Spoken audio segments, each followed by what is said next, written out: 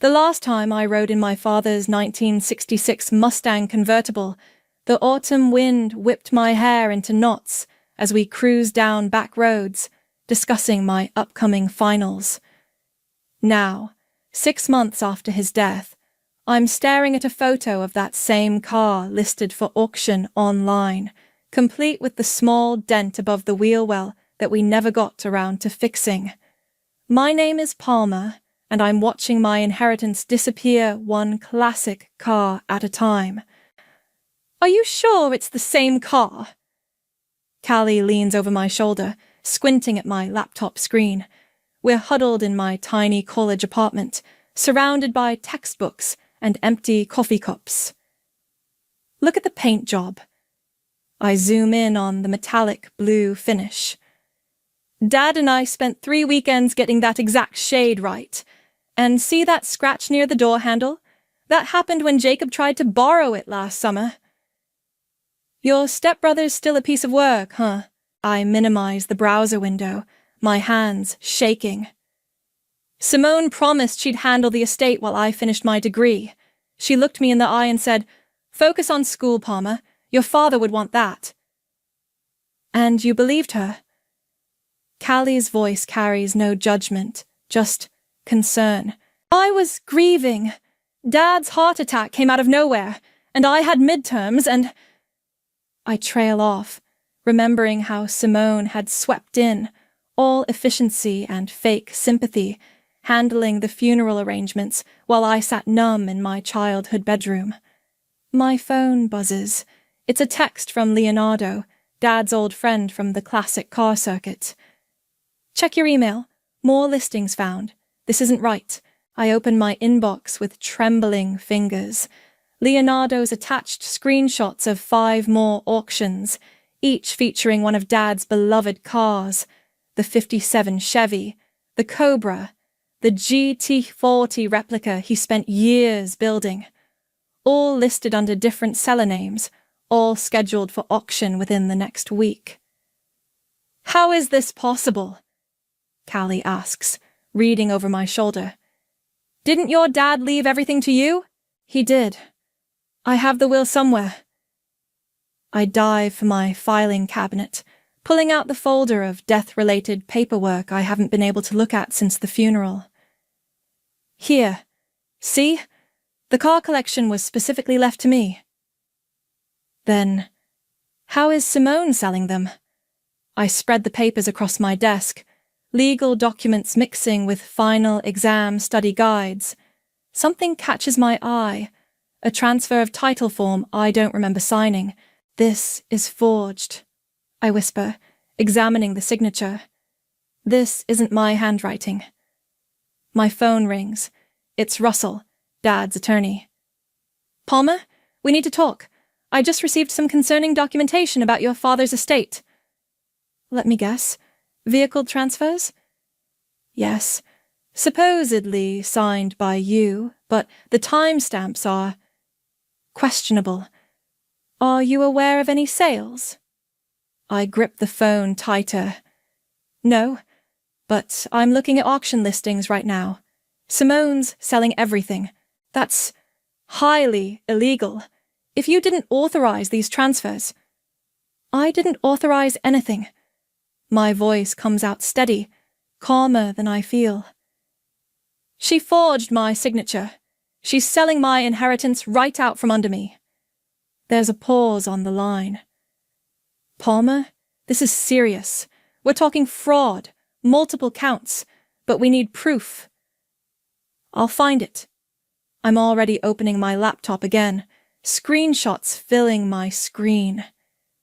Every car Dad owned had documentation. He was meticulous about that. After hanging up, I sit back in my chair, mind racing. Callie touches my shoulder. What are you going to do? I'm about to answer when another email from Leonardo pops up. This one contains a single photo. Simone and Jacob at a cafe, laughing over brunch. The caption reads, "Spotted today.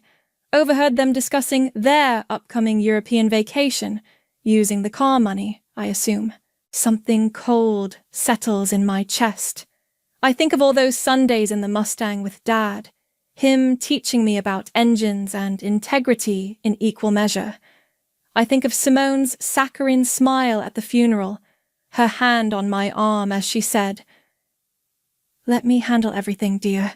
You're in no state to deal with this." "Palmer?" Callie prompts. "What's the plan?" I open my bottom desk drawer and pull out an old tin box. Dad's emergency kit, he called it. Inside, beneath papers and old photos, I find what I'm looking for. A small key with a bank's logo etched on it. "Dad always said to keep copies of everything important," I say, holding up the key. "And to never trust anyone who smiles too much while handling your money." I stand up, grabbing my jacket. Callie raises an eyebrow. "Where are we going?" "To the bank. Dad had a safety deposit box." I pause at the door, looking back at the auction listing still glowing on my screen. Simone thinks I'm too busy with finals to notice what she's doing, too grief-stricken to fight back. But she's wrong. I think of Dad's voice. "Palmer, honey, always check the paperwork. That's where people get caught." She's about to learn exactly how wrong she is. The bank's fluorescent lights cast harsh shadows as I approach the teller, key in hand. "I need to access my father's safety deposit box." "Name?" "Gabriel Lopez." My voice catches slightly. "I'm his daughter Palmer. I have the documentation." While she verifies my ID and paperwork, my phone keeps buzzing. More messages from Leonardo about new listings. I silence it, focusing on the task at hand. The teller leads me to a private room. "Take all the time you need." Inside the box, everything is organized with Dad's typical precision: vehicle titles, insurance documents, and maintenance records, all carefully labeled. But what catches my eye is a manila envelope marked "For Palmer, emergency only." My hands shake as I open it. Inside I find a handwritten letter. "My dearest Palmer, if you're reading this, something's happened to me. I pray it's years from now, but life has taught me to be prepared. The cars aren't just vehicles. They're our history, our Sunday afternoons, every lesson I tried to teach you about patience and persistence. I've seen how Simone looks at them. At you. Keep these original documents safe. Trust your instincts, sweetheart. You've always been smarter than people give you credit for. Love, Dad." "Find anything useful?" I jump. Callie's standing in the doorway. I'd almost forgotten she came with me. "Everything," I say, holding up the titles. "Every single car, documented. And look at these dates. Dad renewed all the paperwork just 2 months before he died." So, Simone's definitely selling stolen property. Worse. I pull out my phone, opening the forged transfer documents Russell sent me. These forgeries are dated after Dad's death, but they used his electronic signature. She didn't just steal from me, she's committing fraud using a dead man's name. Callie whistles low. "That's going to look great in court." My phone buzzes again. This time it's Jacob posting on Instagram. "Peace out, America! Euro trip starts next week." Blessed. Living my best life. The audacity, Callie mutters, reading over my shoulder. "Using your inheritance to fund his vacation." "Screenshot everything," I say, already forwarding evidence to Russell. "Social media posts, auction listings, everything. We need to prove they knew exactly what they were doing." Back at my apartment, we spread everything across my floor. Original titles, forged documents, screenshots, bank statements. A pattern emerges. Simone started planning this even before Dad died. "Look at these emails." Callie points to printouts from Dad's account. Simone was contacting auction houses 3 months ago, asking about their processes. while Dad was still in the hospital. The realization hits like a punch to the gut. She was planning this while he was dying. My phone rings. Russell again. Palmer, I've reviewed everything you sent. This is extensive fraud. We're talking potential jail time. Good. The word comes out harder than I intended, but we need to move fast. These auctions are scheduled for next week, and once the cars are sold to innocent buyers, it gets complicated. What do we need? Police report first, then we file for an emergency injunction to stop the sales. I've already contacted the FBI's Financial Crimes Unit. This crosses state lines. I hang up and look at Callie. Want to help me file a police report? Absolutely. But first... She holds up her phone, showing Jacob's latest Instagram story. Him and Simone toasting with champagne, caption reading, "Finally getting out of this boring town." They think they've won, I say quietly. They think you're too nice to fight back, Callie corrects. Too proper, too much your father's daughter to cause a scene. I think of Dad's letter. Trust your instincts. You've always been smarter than people give you credit for. Dad taught me that real power isn't about causing scenes, I say, gathering the documents. It's about being prepared, having your paperwork in order, playing the long game. And are you prepared? I look at the evidence scattered around us, proof of every lie, every manipulation, every calculated betrayal. They thought I was too busy grieving to notice, too focused on finals to check the paperwork, too trusting to question my stepmother. But Dad also taught me something else. I pick up his letter, running my fingers over his familiar handwriting. He taught me that cars are like people. What matters most is what's under the hood, and under Simone's perfect facade is about to be exposed. Callie grabs her keys. Police station? Police station. I gather the documents into my bag. Time to show them exactly what kind of daughter Gabriel Lopez raised. As we head out, I glance at my phone one last time. Jacob's posted another photo, their packed suitcases by the door, ready for their grand European adventure.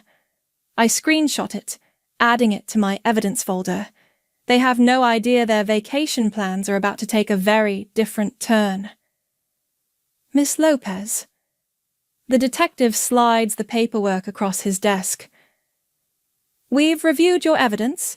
This is quite thorough. My father taught me well. I sign the official police report, each page documenting Simone's fraud in detail. We've already flagged the auction listings, he continues, and contacted the relevant platforms, but your stepmother's using multiple aliases, different payment processes. I can help with that. Leonardo walks in, carrying a thick folder. I'd called him on the way to the station. I've been tracking classic car sales for 20 years. These listings, they're using a defunct auction house's license number. That's another federal offense. The detective's eyebrows shoot up. You're sure? Check the registry yourself. License number AH7745 belonged to Crown Classics. They went bankrupt 3 years ago. My phone buzzes. A text from Callie. You need to see this. Jacob's live streaming. I open Instagram. Jacob's walking through their house, camera pointed at stacks of designer luggage. Last-minute packing. First stop, Paris, then Monaco for the car shows. Car shows? The detective leans forward. That could be relevant. Very. Leonardo agrees. European buyers often pay premium prices, no questions asked. If they're planning to auction the cars overseas, that crosses international lines. The detective reaches for his phone.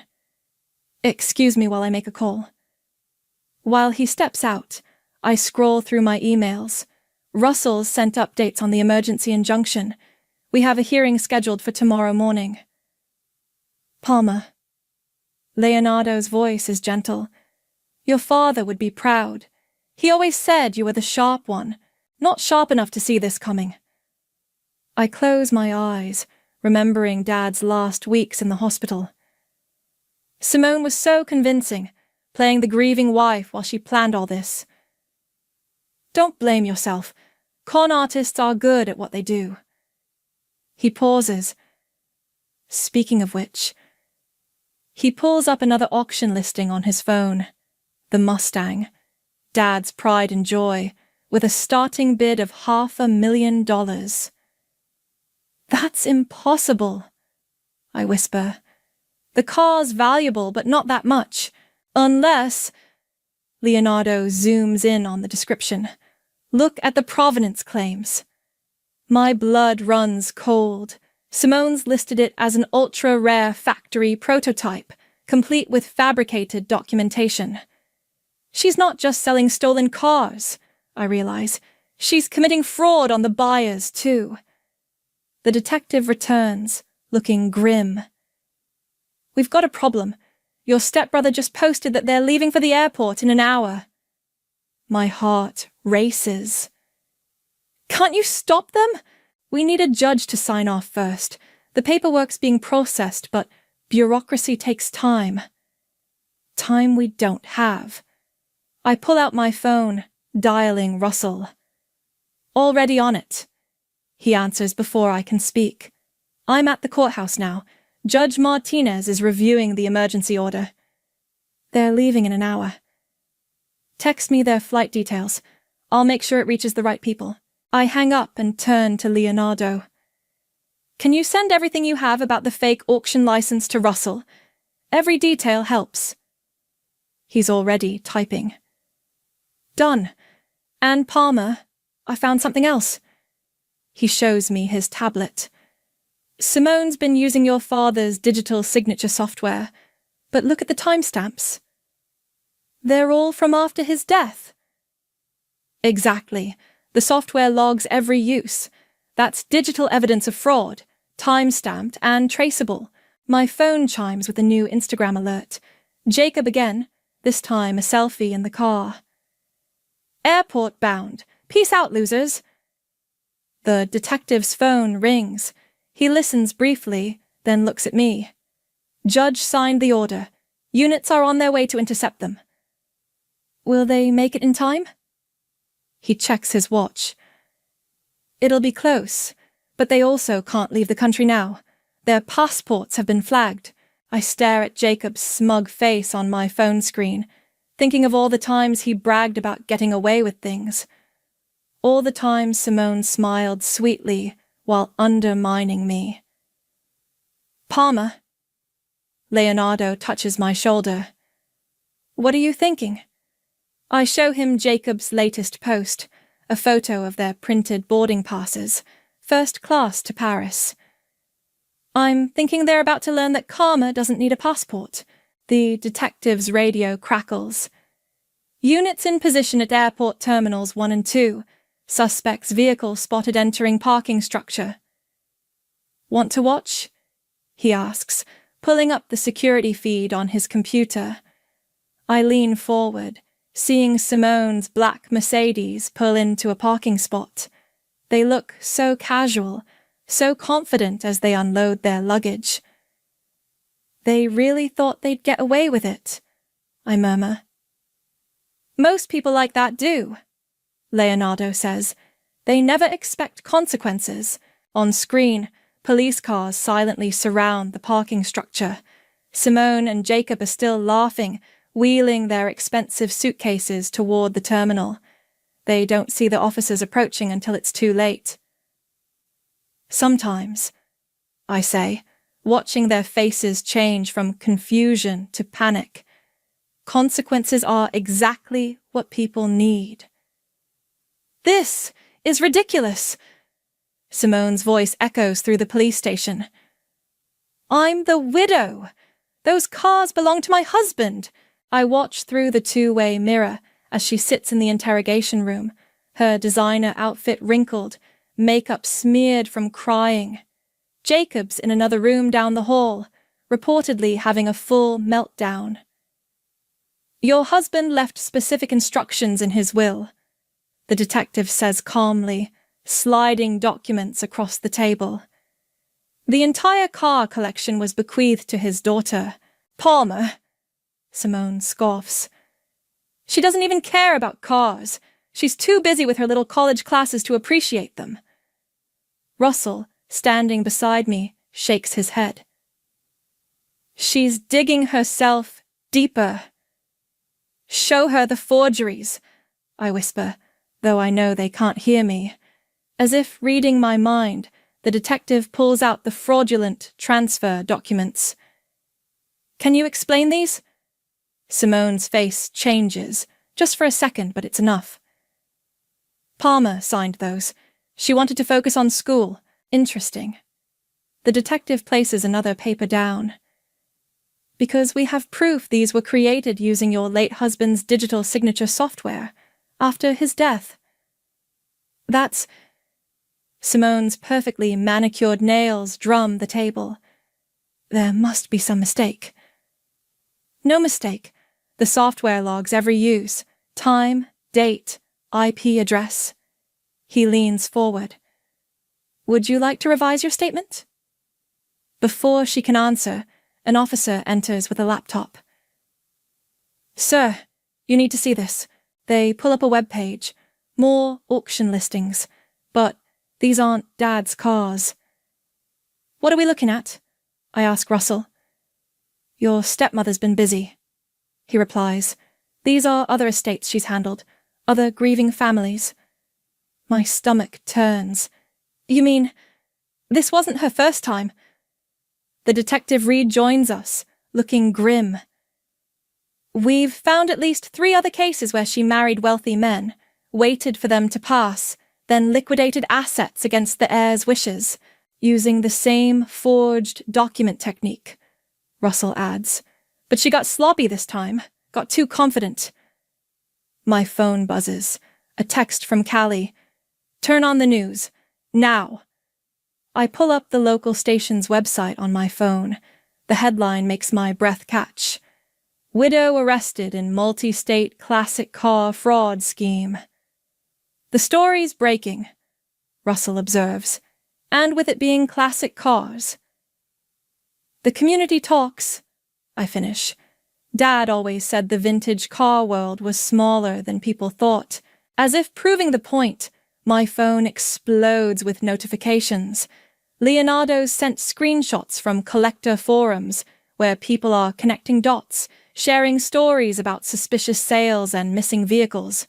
Through the glass, I watch Simone's face as the detective shows her the mounting evidence.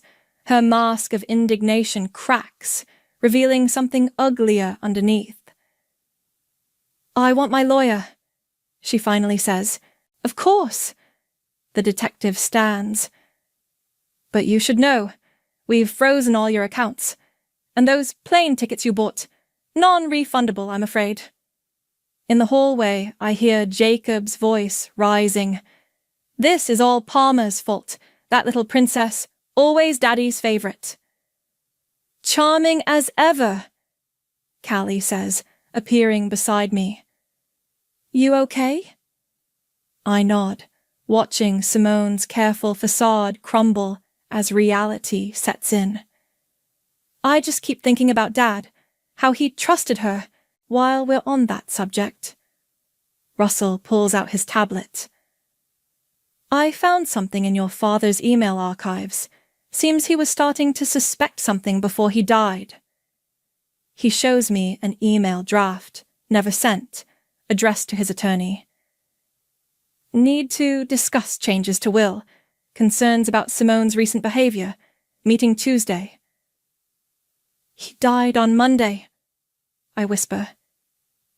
"Palmer." An officer approaches. "We need your statement about the forged documents." I take one last look at Simone through the glass. She's staring at her reflection, frantically trying to fix her smeared mascara. You know what the worst part is, I tell Callie as we follow the officer. She really thought I was too naive to fight back, that I'd just accept her lies because I was grieving. Classic mistake, Callie replies, underestimating the quiet ones.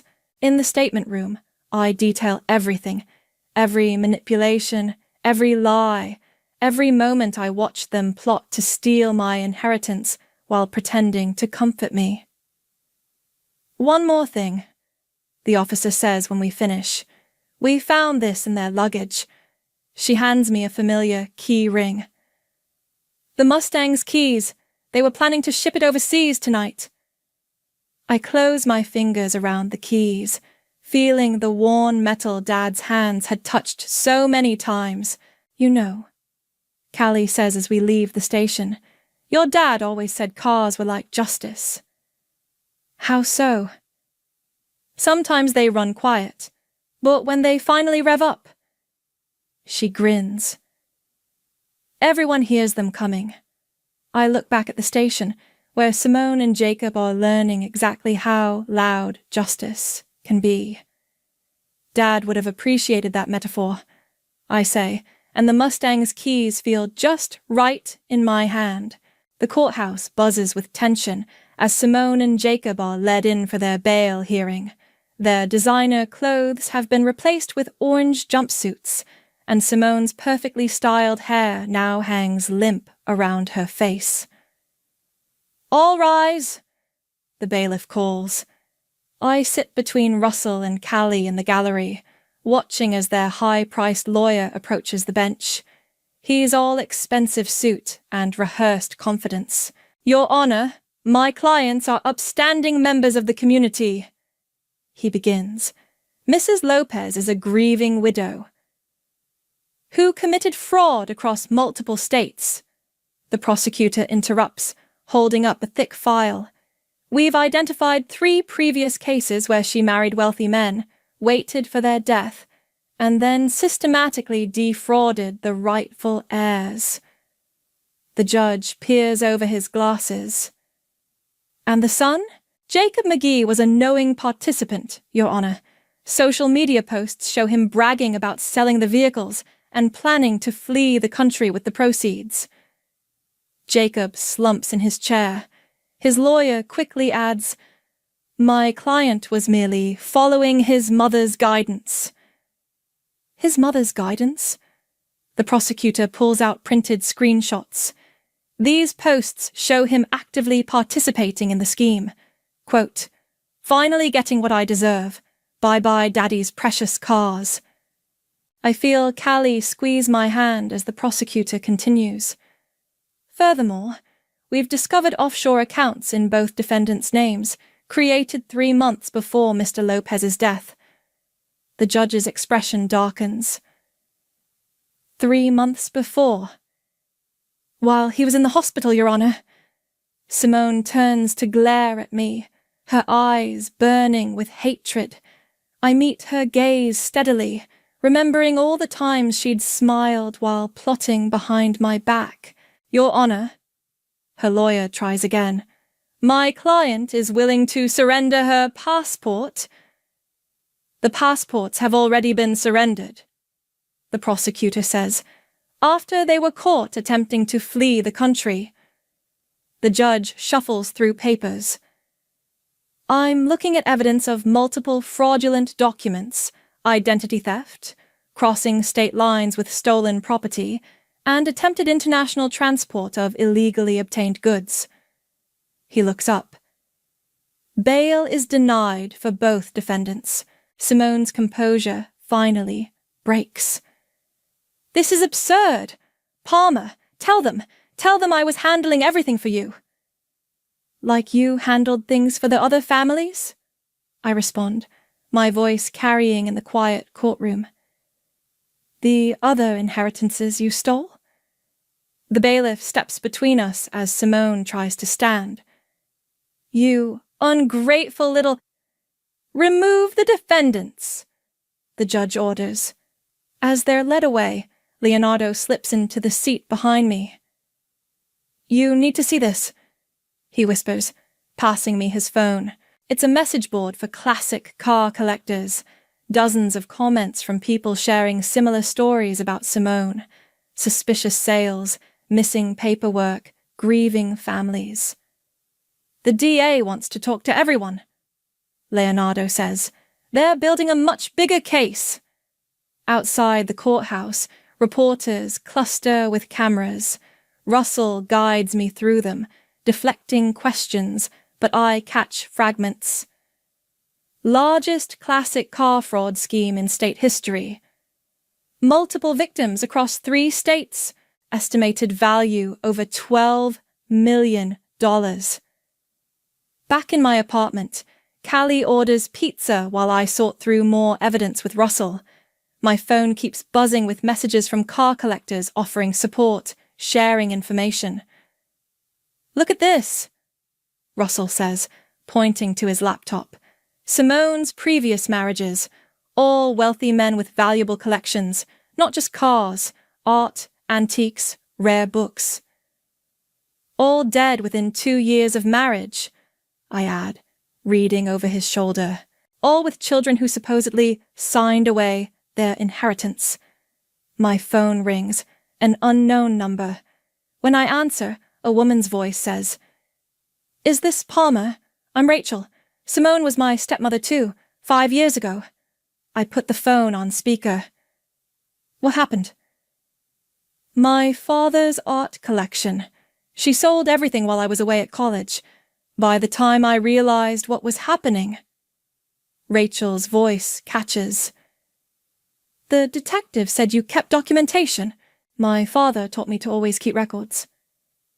You're lucky. I wish... She pauses. I wish I'd fought back like you did. After we hang up, Callie brings me a pizza slice. You okay? I look at my phone, where more messages are appearing from other victims. I thought this was just about Dad's cars, about my inheritance. It's bigger than that now, Russell says. You expose something that's been happening for years. Leonardo sends another update. The FBI is officially taking over the case. International buyers are being contacted. Recovery efforts are beginning for other victims. Dad used to say cars were like dominoes, I tell them, scrolling through the messages. Move one the right way, and you never know what chain reaction you'll start. Callie raises her pizza slice like a toast. To chain reactions. And to karma, Russell adds, which sometimes needs a little push to get rolling. I think of Simone in her orange jumpsuit, all her careful plans unraveling. Dad also said something else about karma. What's that? The bigger the lie, the harder the fall. The federal investigation has uncovered a pattern of systematic fraud spanning 6 states, the news anchor announces as I sit in Russell's office. Sources say the defendant, known as the Black Widow of classic cars, may have defrauded families of over $20 million in collectible vehicles and assets. Russell mutes the TV. The prosecutors want you to testify at the grand jury hearing next week. I'll do it. I'm scrolling through my phone, reading messages from other victims who've reached out. How many families are involved now? They've confirmed 7 cases, investigating 3 more. He slides a document across his desk. And there's something else? The FBI found evidence of life insurance policies. My hand freezes over the paper. What kind of policies? Large ones, taken out on each husband, including your father. He pauses. They're investigating the circumstances of all the deaths. A knock interrupts us. Leonardo enters with a woman I've never met. Palmer, this is Andrea from the Classic Car Recovery Project, he says. She's been helping track down the vehicles Simone sold overseas. Andrea shakes my hand. We've located 4 of your father's cars so far. The buyers are cooperating once they learn the circumstances. And the Mustang? Safe in police impound. They're releasing it to you today, actually. She smiles. The paperwork's ready. My phone buzzes. A text from Rachel, Simone's previous stepdaughter. Just finished my FBI interview. You were right about keeping records. They found everything. The dominoes keep falling, Russell observes, reading over my shoulder. Speaking of falling, Leonardo says, pulling up a news article on his tablet. Jacobs agreed to testify against his mother in exchange for a reduced sentence. I let that sink in. He's turning on her? Apparently, prison doesn't suit him. Leonardo's voice holds no sympathy. He's claiming she manipulated him, that he didn't understand the full scope of the fraud. But his social media posts will make that defense difficult, Russell finishes. His online bragging created quite a paper trail. Another knock. This time it's Callie with coffee and a newspaper. The headline reads, Classic car scheme exposes decades of fraud. Multiple families come forward. You're trending, she announces, handing me a latte. The car community's calling you their hero. I'm not a hero, I protest. I just wanted my dad's cars back. You did more than that, Andrea says. You exposed a criminal enterprise that's been operating for years. These other families, they finally have answers. My phone rings, the detective from the initial investigation. Palmer, we need you to come down to the station. There's someone you should meet. An hour later, I'm sitting across from a woman about my age, her hands wrapped around a coffee cup. My name's Mia, she says quietly. I'm your half-sister. The room seems to tilt. What? From Dad's first marriage. I've been following the case online. She pulls out her phone, shows me a photo. A much younger version of my father holds a baby. When I saw your name, saw what Simone had done, why didn't you come forward before? Simone told me you and Dad wanted nothing to do with me. She sent letters, supposedly from him, saying to stay away. Mia's voice breaks. I only learned they were forged when the FBI contacted me. I reach across the table, take her hand. Dad never sent those letters. I know that now. She squeezes my fingers. The FBI found the originals in Simone's storage unit, along with documents from all her other cons. Later, standing in the police impound lot, I run my hand along the Mustang's familiar curves. The key slides into the ignition, like coming home. Want company? Callie asks from the passenger window. I look at Mia, hovering uncertainly by her car. Actually, would you like to go for a ride? Dad used to take me every Sunday. Mia's eyes fill with tears. I'd love that. As she slides into the passenger seat, I think of all the other families finding closure, all the dominoes that fell from one simple decision to fight back. My phone buzzes one last time. A news alert. Black Widow case expands. Federal prosecutors add multiple charges.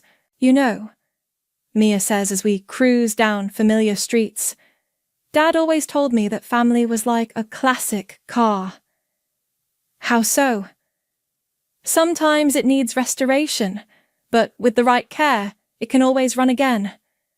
I think of the growing network of victims supporting each other, of Rachel and Andrea and all the others finding justice, of my newfound sister sitting beside me. Dad would have liked that metaphor, I say, and press the accelerator. The courtroom falls silent as Simone is led in for sentencing. Her designer suits are a distant memory now. She spent 6 months in custody while the case expanded. Even her carefully maintained appearance has crumbled. All rise, the bailiff announces.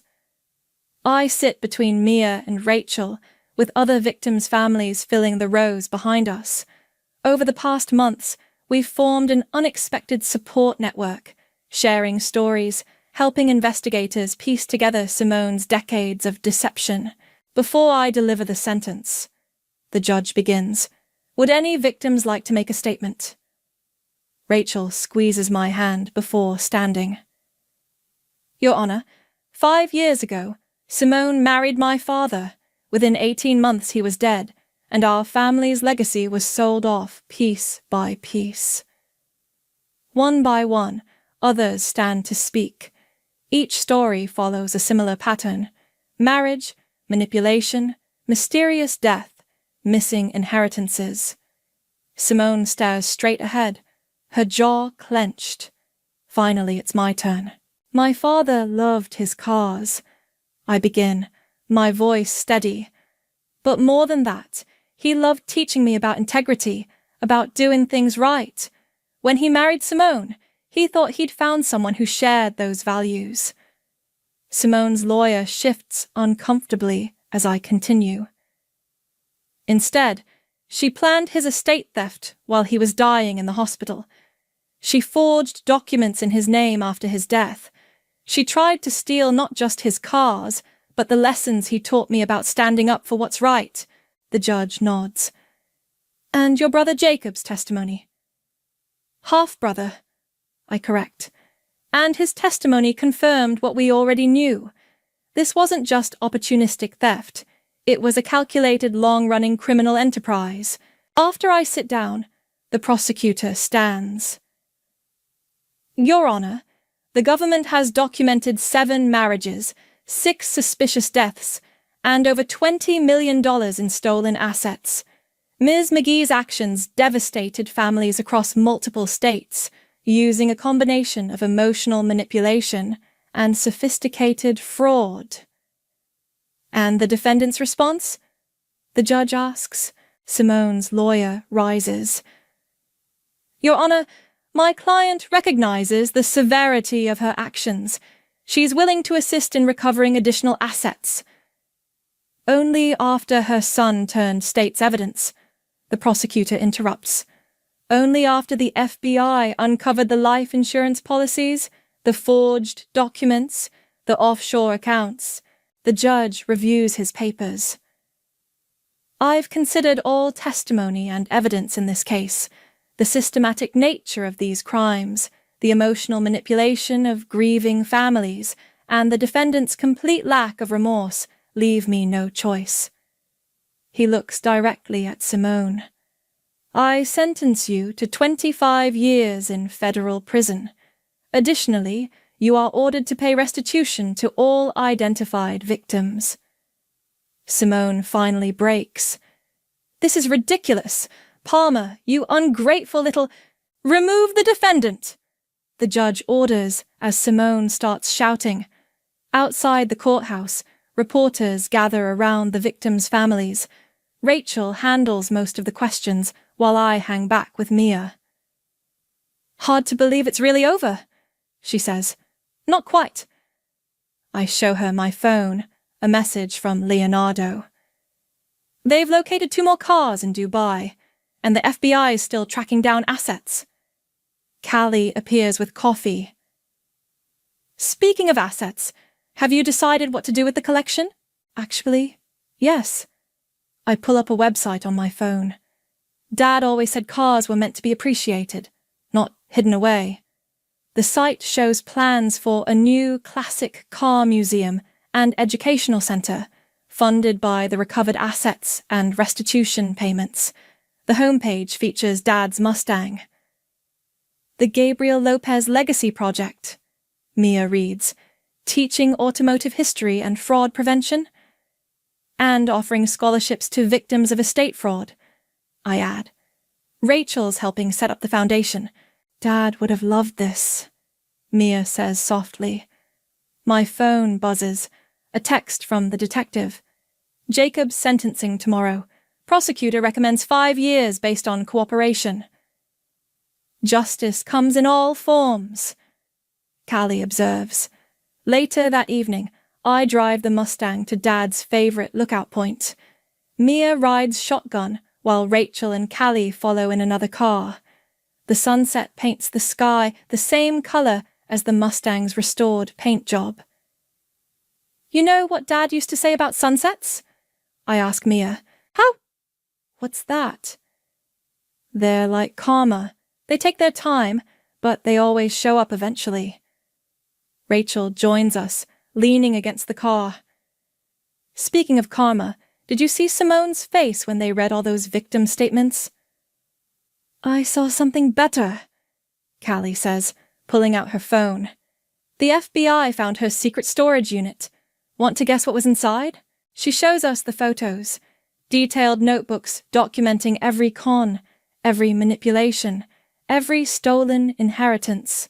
Simone's own meticulous records became the evidence that brought her down. Dad also said something else, I tell them, watching the sun sink below the horizon. He said the best revenge isn't about getting even. What's it about? Mia asks. It's about getting better, taking what was meant to break you and building something stronger. The Mustang's engine purrs as we drive home, carrying us toward whatever comes next. The Gabriel Lopez Legacy Project opens its doors on a crisp autumn morning. Dad's Mustang sits center stage in the main hall, surrounded by other recovered classics. Each car tells a story, not just of automotive history, but of justice and redemption. Ready for the ribbon cutting? Mia adjusts my blazer as reporters gather outside. Almost. I'm reading a new message from Rachel. Another family has come forward, this time from Seattle. The domino effect continues. Palmer! Callie rushes in, waving her tablet. You need to see this. It's security footage from the women's correctional facility. Simone, now in prison whites, sits alone in the cafeteria. No one will share her table. Even there, her manipulation tactics have failed. Karma's still working overtime, Mia observes. Leonardo approaches with an elderly gentleman. Palmer, meet Robert. He's here about the Cobra. The one from Dubai. I shake his hand. My father's car, he explains. Simone sold it after their marriage. I've spent 15 years searching for it. Well? I gesture to the restoration bay visible through glass walls. It's almost ready for display. Unless you'd rather have it back. I pull out the original title from my folder. We've been returning cars to their rightful owners when we can identify them. Robert's eyes fill with tears as he touches the paperwork. You'd do that? That's what this place is about, I explain. Restoration isn't just about cars, it's about putting things right. The opening ceremony begins. I stand at the podium, facing dozens of families, some victims of Simone's fraud, others just car enthusiasts, all part of a community that grew from one act of standing up to injustice. My father taught me that every car has a story. I begin. Sometimes it's about speed or style. Sometimes it's about family legacy. And sometimes... I pause, meeting the eyes of those who've shared similar struggles. It's about finding strength you didn't know you had. After the speeches, I give Robert a private tour. We pause at the education center, where a screen displays fraud prevention tips and real case studies. Is that... He points to a familiar face. Jacob's confession video? Yes. My half-brother had recorded it as part of his plea deal. He's speaking at high schools now, warning kids about getting involved in their parents' fraud schemes. Quite a change from his Instagram days.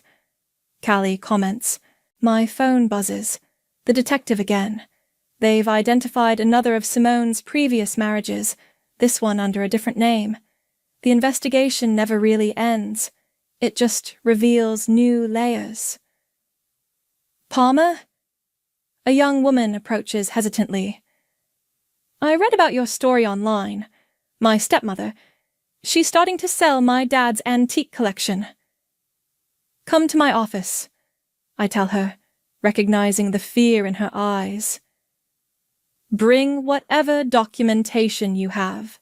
Later, I drive the Mustang home along Dad's favorite route. The engine's purr is different now, not just a sound of power, but of purpose. Mia calls. The Seattle family sent over their documents. It's definitely Simone's signature on their paperwork. Add it to the FBI file, I reply. Every piece helps someone else's case. At home, I find a letter from Jacob. He writes monthly now, not from obligation, but from what seems like genuine remorse. This time he's enclosed photos of Dad that Simone had hidden, pictures of us working on cars together, memories she tried to erase. The doorbell rings. It's Rachel with takeout and news. The restitution payments are funding 3 new scholarships. Kids who lost parents to fraud can apply for automotive engineering programs. Dad would have loved that twist, I say, letting her in. We eat on my porch, watching the sunset. Rachel scrolls through messages from other victims turned survivors, each building something new from their experience. You know what's funny? She says. Simone thought she was taking our inheritances. Instead, she gave us something bigger, a purpose, a community. I think of the young woman from today, scared but ready to fight, of Robert reuniting with his father's car, of all the stories yet to emerge. Dad used to say every good mechanic needs 2 things, I tell Rachel, the right tools, and the wisdom to know when to use them. I pull out the Mustang's keys. Want to go for a drive? There's this sunset spot Dad loved.